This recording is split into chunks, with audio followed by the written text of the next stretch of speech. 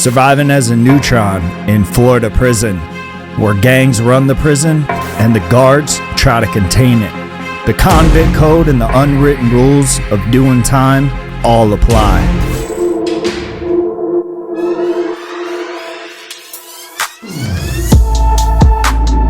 Bitch, your phone ain't even on yet. You know what I mean? Bitch, you can't even call your mom.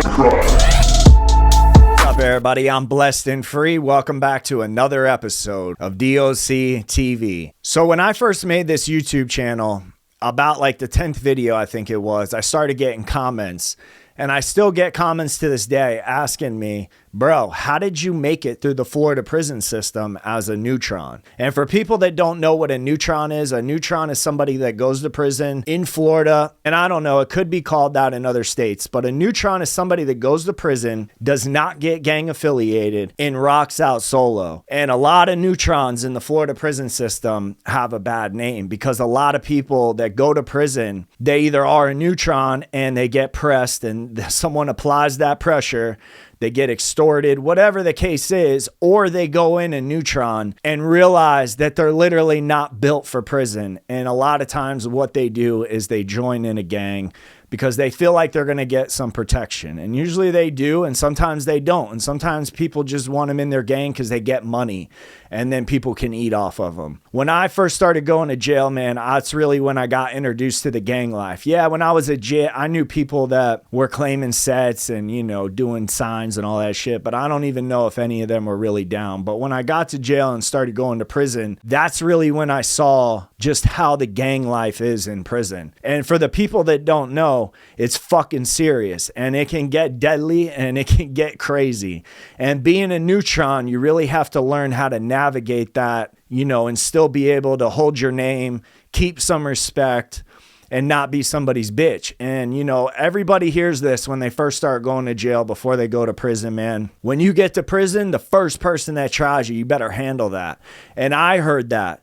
But when I heard that, I said to myself, when I get to prison, I'm really going to be that. I'm really going to do that. And what happens is a lot of the times, even on the fucking bus ride to the reception center, you have a bunch of people that'll be talking all that rah-rah shit. But when it comes down to it and they get in their dorm and somebody does apply some pressure or just tries them on some dumbass shit, but does it where other people can hear and they don't do anything. And I said to myself, that is never going to be me. I would much rather somebody tries me and I tell them to tighten up and we get in a fight and I lose than somebody just says some hoe-ass shit out their mouth and I just take it and don't say anything and act like I didn't hear it. And that wasn't going to be me. I just, you know, that just wasn't, man. And I saw the gang shit going on when I was in jail. And this is the reason that really made me not want to join a gang. So I'm in county jail.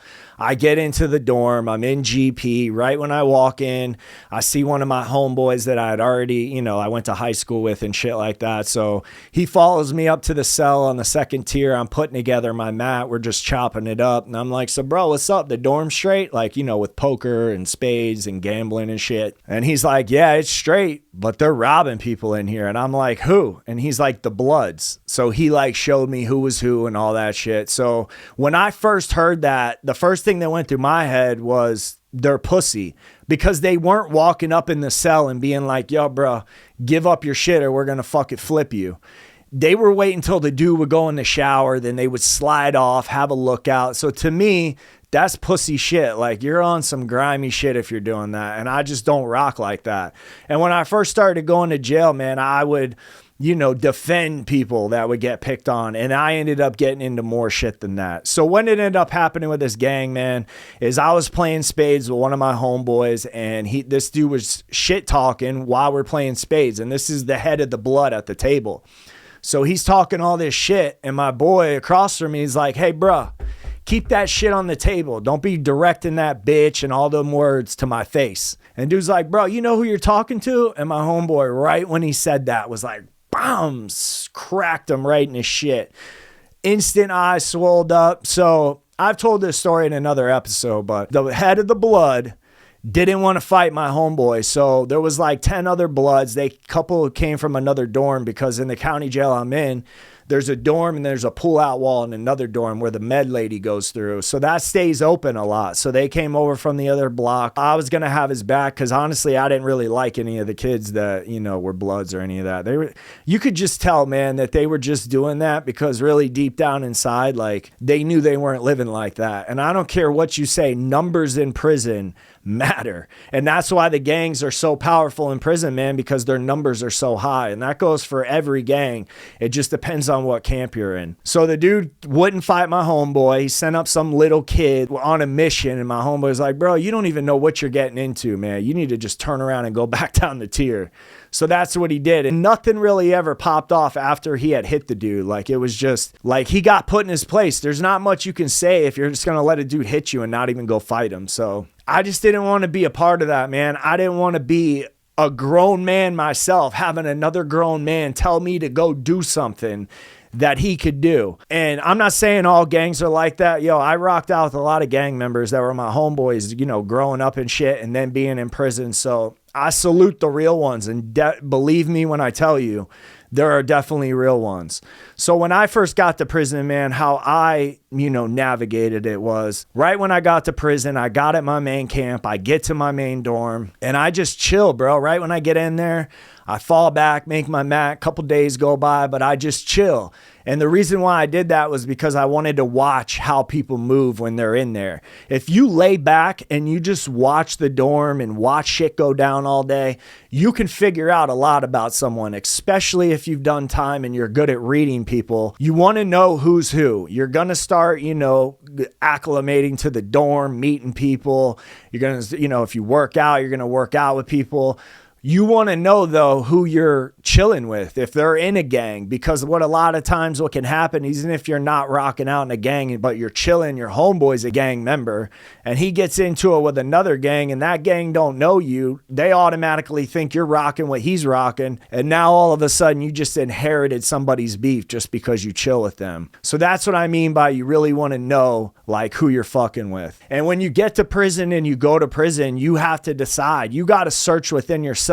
Like, am I really going to rock out? Or am I just going to think that, but deep down inside, I know that I'm not. So that's something that each individual has to do when they get to prison. Now, I said when the first person that tries me, I'm going to da-da-da-da-da. So I'm going to tell you guys about the first person that tried me when I was in prison. So I'm in Orlando at CFRC, which is a reception center.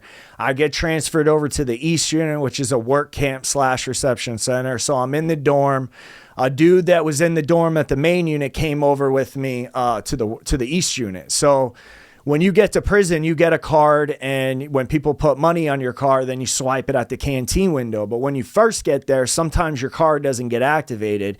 You can know there's money on it, but the DOC has to activate it for you to actually use it. So my money's on, my card's activated, I'm standing in line. The dude that was at the main unit that came over with me, this black kid, I'm not going to say his name, but he was like 4 people behind me, and he's like, bro, my money's good, but I don't know if my card's activated yet. Can you grab me like 2 bags of peanuts and I got you? So right then, without even thinking, being new to the prison system, you know, because at heart, man, I'm a good dude. I care for people. I want to see people succeed. But I went into prison with that attitude, and you can't always go in there with that attitude because it's survival of the fittest, and everybody's got a fucking motive. So me not knowing, I was like, yeah, bro, I got you. So I get the peanuts. We get back to the dorm. I give him the peanuts. And I've told this story too. He goes on the poker table and hits that night for like, you know, $15. We go back into the dorm. They account, lights are out. He's unloading all the pot for the poker table. And I'm like, hey, bro. He's like, what's up? I'm like, shoot me those 2 bags of peanuts you owe me. He's like, what? I thought you gave me those. And right when he said that, I knew, like, here we go, man. Like, over so fucking 2 bags of peanuts. But this is the first time that I got to make a statement. Like, I'm not some soft ass cracker that you can just get over on fucking peanuts and mayonnaise packets and cups of coffee. Like, I'm not like that. So I put my shoes on. And in prison, in an open bay dorm, you either fight on the wall, fight in the bathroom. Those are blind spots. So I walked by, tapped him on his shoulder, and I'm like, hey, bro, tighten me up. But that shit ain't flying with me. So he's like, oh, say less. So we get up, we go down to the wall, and I'm not lying, like, but I beat the brakes off this kid. It wasn't even like a long fight. I hit him. He fell over onto the single bunk next to the wall, woke dude up. Dude's like, what the fuck's going on? So then someone yelled one time, because they thought they heard the officers coming in through the side door. So the officer wasn't there. Nobody came in, but he went back to his bunk and I busted off to go to the bathroom and shit. So before I walked into the bathroom though and realized there was no cops, I bay checked the dorm and I was like, hey bro, it ain't over. Round 2, bro. Come see me in the bathroom. So I'm in the bathroom waiting. The kid that was running the poker table comes in. He's like, bro, you're tripping, dog. You trying to crash out? And I'm like, no, bro, but he ain't going to try me like that. That shit is not rocking with me. So he leaves, goes back out, and he comes in with 2 bags of chips. And he's like, man, homeboy said he don't want no problem. But even that night, like, I was like, all right, well, maybe he's doing that to throw me off. I need to, sleep with one eye open because pussies, bro, in prison attack people when they're sleeping because they know if they do that shit when they're awake, they'll get mollywopped. So everything was straight that night. Next day, they call first rec, mandatory first yard. We go out to yard. And I'm still watching him because I don't know this dude. I don't know if he's affiliated. I don't know shit. So we go out to the yard, and right when we get there, he busts off and goes over to a group of dudes. I knew right then, like, that's his gang. Those are his brothers. He's telling them what time it is. Thinking in my head, damn, this shit's about to pop off. I'm about to get my ass whooped because I don't care how big and bad you are. You ain't fighting 10 people, especially in prison, because half of them are going to have weapons. So right when I'm thinking all this shit, this big black dude, he comes walking over to me and he's like, bro, you fought my homeboy? I'm like, who's your homeboy? He's like, bro, come on. He's like, he just told me you beat his ass over there, man. He's like, there ain't no pressure. And I'm like, all right. He's like, bro, where are you from? Because in prison, you get an ID tag and they put a letter from what county you're from. So he was like, bro, you got an R? You're from Pat, who you know? And we're just chopping it up. We end up knowing a lot of the same people. And I end up working out with this dude after all that shit happened. And I told this story in another episode, and somebody commented and was like, oh, you just happened to walk out to yard and meet this big black dude and he happened to be from your area. Yeah, bro, he was from my area, and that's exactly what the fuck happened. If I got to get on here and lie about something that stupid, then I just need to delete the channel. So I'm not doing that. So we're telling truth in this channel. And I actually tried to get him on the channel, man. I tried to get a hold of him. I haven't been in contact with him for like a year and a half or whatever. So I looked him up, and come to find out, man, he was just arrested 3 days ago on like 10 fucking, I think he even has like an armed carjacking, a bunch of charges. So, man, prayers to my homeboy, man. I hope he makes it out of that because it ain't looking good. When you've been to prison before and you come and get all those charges, man, that shit ain't good. But my point to the story is you definitely need to know what you're doing in there because, like, when I fought that kid, if he would have went out to yard and that shit didn't go down like that, 95% of the time, you're going to end up getting jumped because, a gang member does not like a Neutron beating him up. It's plain and simple. So you aren't going to get many one-on-one fights. And there's a lot of other things that happen when you're in there that I had to go through to rock out as a Neutron without having a lot of problems. And I'm definitely going to be telling you guys more of those. I'm going to drop a part 2 to this episode. It might be a couple parts because there was so many different things that happened that I went through in there because of being a Neutron. And I know some people watch me and they might be going to prison. I've had people message me. So hopefully this episode, helps you out a little bit. The main thing you can take away from it is be careful who you're around, know who you're around, know who you can trust. Even your own friends will do you dirty. That's the name of the game. God, protect me from my friends.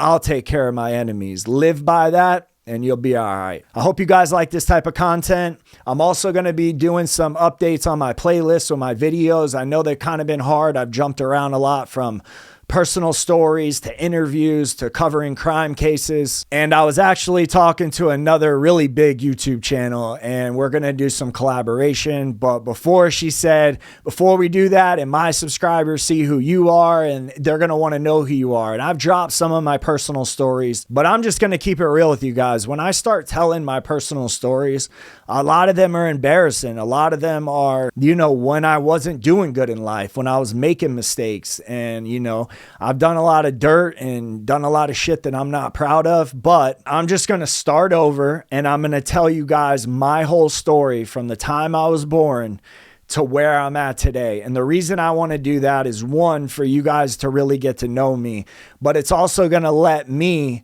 get some of that shit out of me and, you know, talk about it. Cause a lot of that shit, man, when you live the type of life I have, you really learn how to stuff your feelings and your emotions. And that may sound soft to some of you guys.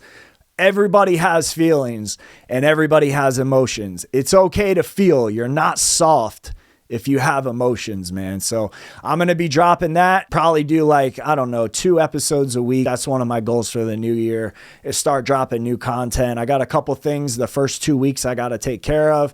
But after that, man, we're going to be dropping a lot of content. I'm going to be doing a lot more things on this channel. So if you guys like that type of content, do me a favor, man. Hit that subscribe button. It's free. Drop a comment for the algorithm, man. Help me push this video. I hope you guys liked this episode. If you did, man, hit that like button. And with that, it's DOC TV, and I'm out.